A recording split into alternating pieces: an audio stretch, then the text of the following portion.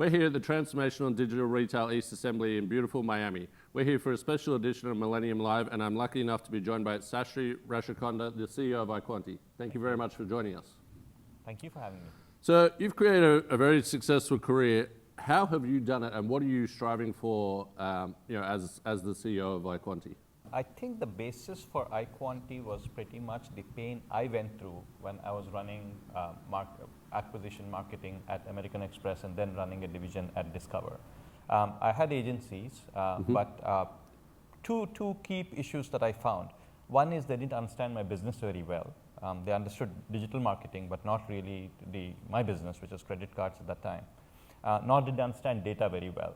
And so iQuanti pretty much is born on the premise that you could use data much more powerfully than one usually did to drive better digital marketing, combined with a true understanding of the business. And where does your passion for marketing and data come from? Did a certain thing transform?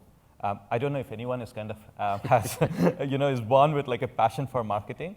I think as you kind of grow, I think it's really understanding the consumers and trying to kind of meet their needs, which you kind of do. But as a marketer, and that's what I've kind of done all my life, I think the passion for iQuanti, as I kind of mentioned, really came from experiencing the pain points and trying to solve for them. I managed direct mail before, and the promise of digital was that there is so much data and it is interactive. And in direct mail, you would mail and wait for 30 days for people to respond. Digital was supposed to be instantaneous. People would respond and you could do it. And to this day, I think digital is still struggling to kind of keep that promise. I mean, it takes months and months for many of our clients to get releases. Yeah. I mean, honestly, like direct mail oftentimes is faster than digital, which is stupid, but it is. And can you share with us the inside perspective of iQuanti and what you and your team are doing day to day? Our focus is relentlessly on two things.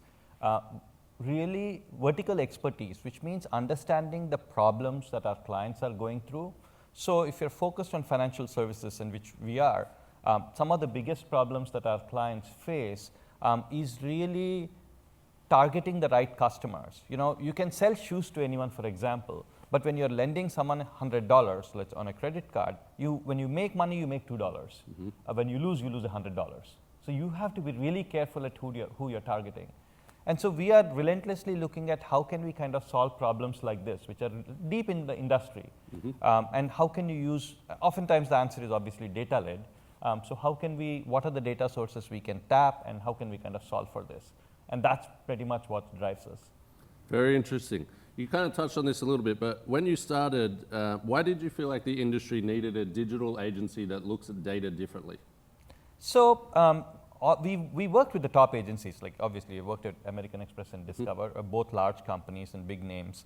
And so we had big name agencies. And these are good agencies, I mean, don't get me wrong. This was like, I'll date myself, so this was like 2005, 2008. Yep. So people were doing these cool flash sites. And data essentially meant people would show up with Excel sheets, and that was being incredibly data-driven. On the other hand, in the bank, we were doing a lot of like very cool stuff in figuring out who do we lend money to and how do we kind of process data. So really the analytics aspect of work in many other aspects of life had kind of gone much further ahead than in digital marketing. And so I thought there was an application for really applying data in a much more advanced way to kind of where digital marketing was at that point. In some ways, I guess we were kind of skating to where the puck eventually would be. I think it was a little early, but I think it's pretty much caught on. And I think, in a conference like this, everyone's talking about data, so I think it's a good place. And can you just share more of an insight into the early years of iQuanti and how the industry adopted your philosophy of data? So I think as I started iQuanti, the focus was on using data like relentlessly to drive better decisions in digital marketing. I don't think we can take credit for the data shift. I think there is a difference between causality and correlation. I think it's correlated, and we obviously kind of grew. Yep. I don't think we caused it.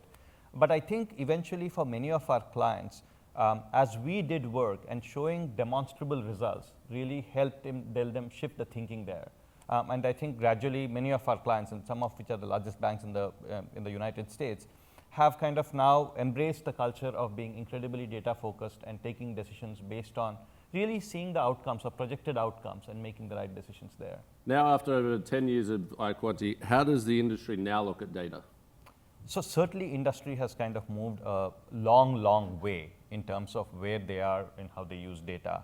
I think our clients have gone much better at how they collect data, how they process data, and how they eventually kind of implement things to impact customers' life. I think the last mile still is a bit of a problem, but I think at least people are thinking very comprehensively about data. Most of our clients are thinking about a 360 view of the client. They may not be there, but certainly the intent is to be client-centric and to bring all the data sources together, stitch them, and eventually deliver a seamless experience to their customers. And that's made me just think of something. So especially nowadays, everyone is using their own data too. So how is the shift that consumers are using their data and affects your clients and the brands? Obviously, people are very focused on their data as well. I guess that's what you mean. Did you mean from a privacy aspect and things like that? So certainly, I think, look, there is a balance between privacy and digital marketing. And I think we've kind of recognized that. I think the days of relentlessly being able to use everything is kind of gone at this point. And I think the boundaries are kind of getting clear and most probably tighter as well. And I think the balance, at the same time, what we've seen for many of our clients is that our customers are willing to give us data as long as we can deliver value. I think the key aspect is value. A lot of times you kind of collect data and you don't kind of deliver value. And we see that our clients are okay to give us data as long as they see the benefit of it. And so our focus has been to kind of relentlessly deliver value or help our clients deliver value to their customers. So there's obviously a ton of change occurring in the marketing world. What are the major focuses driving change today? So there are a few things that we kind of see, and I think a few things I mentioned. From an agency and from a marketing services provider aspect, we certainly see gradually a degree of verticalization, which was not happening earlier. So earlier, a digital marketing firm was a digital marketing firm, and they could be selling like anything. There could be e-commerce clients and banking clients and everything. But we increasingly see a degree of specialization because you really need to understand the industry to be able to deliver value. So that's one trend that we are seeing. Lot of changes, of course, are driven by consumers. So consumers have pretty much moved mobile. So in some ways, while our clients, and it's the nature of the beast, and many of our clients are large customers, so it takes time to kind of shift a large ship. So we talk about mobile first, but to embrace it and to internalize it has been a challenge. And we see that gradually, is that shift still happening? I know it's old news in terms of, yes, the world has gone mobile, but companies still haven't. And that's, I think, a challenge, and they're gradually kind of moving there. So that's one thing that's happening. I think everyone kind of talks about machine learning and AI. I think applications to it are gradually kind of taking root. So right now, it's still been like the shiny new object, but now we see a few applications that are gradually kind of taking over. And that's been useful. That's a big trend that we see as well. More mainstreaming of AI and machine learning. Yeah, and voice. Voice is an interesting one. So we've actually done a study where we looked at like all the voice searches. Like we kind of took a sample of a few hundred customers who actually consented, very kind souls, who consented to actually give us the data of whatever kind of they were searching for, right from the beginning of the time they had the device. It's very interesting, and most of the searches in voice are very specific to like local searches or listening to music or a specific location. They're very specific queries. And so, but I think what will happen is that trend will continue, and customers will get used to having more and more complex queries come through voice. And I think that's absolutely a trend that we will see. So even more and more personalized. More and more personalized, absolutely. So switching a little bit, what makes iQuanti different? I think I would say three things. One, I think, is a relentless focus on using data to drive better outcomes. I mean, look, as I said, there are a lot of agencies which claim they use data, and they do. But for them, like data is essentially Excel sheets. We are talking about machine learning and AI. So there's certainly, as a service, I'm sure there are product providers who do it, but on the services side, we have rarely seen anyone with the degree of depth of data that we kind of bring to the table. So that's different. I think the second thing that's different is really deep understanding of the industry. So we are trying to kind of solve for specific problems within financial services industry, for example. And that is something that is like not common. We haven't seen many other like firms do that. So that makes it very different. The third thing is we are purely not an agency. We've realized that lot of digital marketing problems are essentially driven by the organization itself. So you really have to be a mix of consulting and agency. So a lot of our work now increasingly is actually within the company, where we are embedded within the company and helping companies navigate to kind of be successful. For example, enterprise SEO. I mean, many people know what drives SEO, and SEO has been there for like 15 years now. And large companies know what the issues are, and still they struggle with it. And the struggle with enterprise SEO is really not SEO, it's the enterprise. And so having understood that and having created a clear framework on how to navigate the enterprise to get an enterprise SEO rolling is something that iQuanti is doing. So it's more consulting in some ways than agency, but kind of really the combination of the two to drive results for our clients is something we're doing. So I think those are the three things that make us different. That's fantastic. So all marketing agencies claim to be data-driven these days. What does being data-driven mean to you? So that's an interesting question. So I think data-driven eventually means having the insights of, having actionable insights of the data, right? And being able to eventually, at least in the first step, is to be able to actually impact what you do or change what you do. The next step to it actually would be to change your business model itself based on the ability to kind of collect data that you kind of see and automate it to a degree. And we've seen several models that have kind of changed, right? So that would be almost the next step. I think many of our clients at this point are most probably still at the first step, where they're still collecting data, and there's so much garbage that kind of cleaning it up and figuring it out is kind of happening. And I think they're implementing some actions. But I think that is, so for us, I think it's really if we can get our clients to really relook at our business model, relook at their business model and make dramatic transformation of their business, that would be success. And I think as iQuanti, I think we have a vision towards that. I'm not sure if, I haven't seen many agencies kind of express that. Fantastic.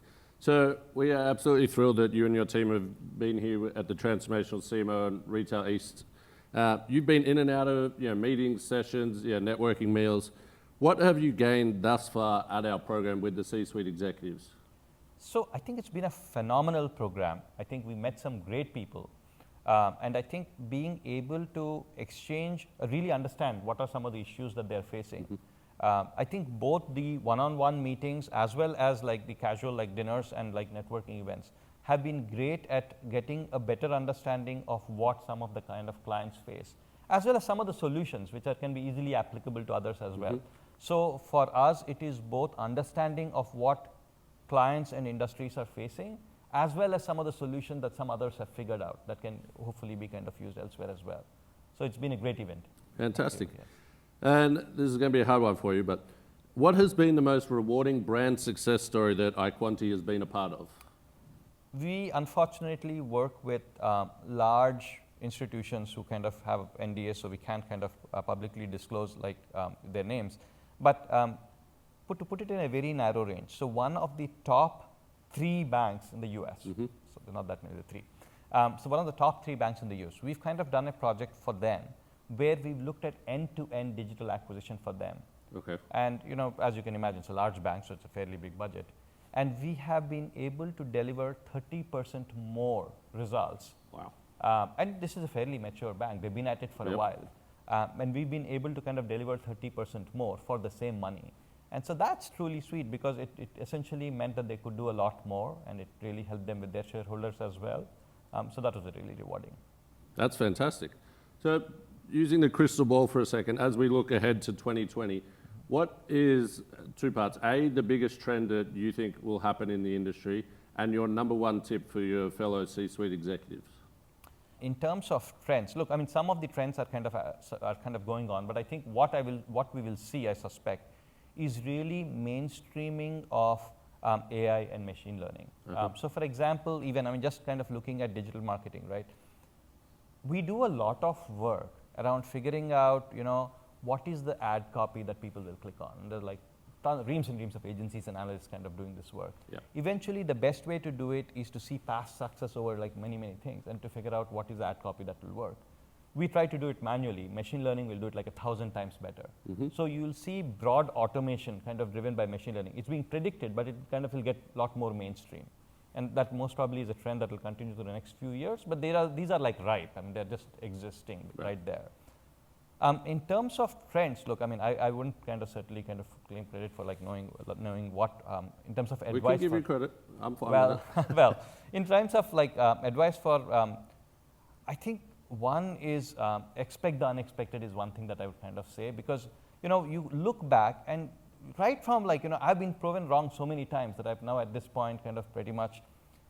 Who would have thought that when you look at that people would be downloading apps for everything they would do, because one thought that mobile web would automatically win, but now it's very clear that the apps are the one clearly the ways to go. Yeah. So I think you clearly cannot always predict like trends ahead of time. I mean, who would have? I mean, I famously thought at that point, saying, "Oh my God, who's going to buy a $10 book with $3 shipping?"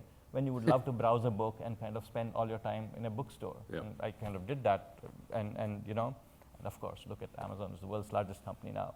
So I think it's difficult to I think my advice to myself and to other CEOs would be expect the unexpected, keep an open mind, and really look at consumers closely as they decide what they do. Well, that's some fantastic advice. Sashri, thank you very much for joining us here in Miami, and for you and the iQuanti team, we wish you all the best. Thank you, Nick. Thank you so much. Thank you.